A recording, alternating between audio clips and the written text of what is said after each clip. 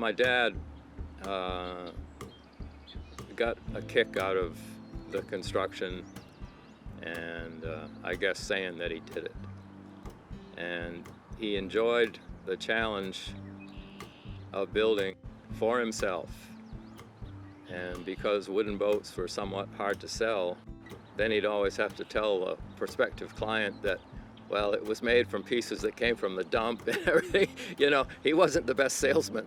It wasn't in his mind to make something to sell. He made it because he enjoyed it. Swampscott dories, which were the sailing version, he built 3 or 4 of.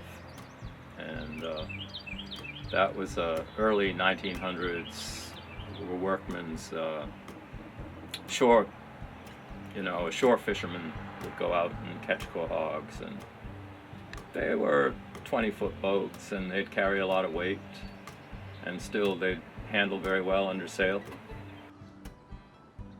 I think he got bored if he made anything more than 2 or 3 times, so he made sloops. He made at least 4 sailing sloops. He'd just start bending wood, and he'd make an idea of what the keel would be, the shape of that, whether it had rocker or whether it was straight and flat, and he'd build a boat that way. He says you just do it by eye. That's what he called it. This is the natural shape of the tree, as you can see, and this would have been the profile that he wanted to achieve. It was cut on the bandsaw, and again, this would be part of a frame that would be used in the construction. From my earliest remembrances, I thought my dad was a powerboat man because that's all I ever saw him use. When I was a very young boy, he said, "You're going to learn to sail," and he went and he bought an old beat-up plywood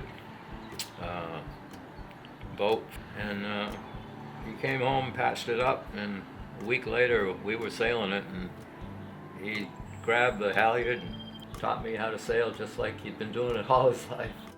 One day, you know, he's in his early 80s, he says, "I want to build one of those." Herreshoff, he bought the plan. First time he ever did that. First and only time he ever did that.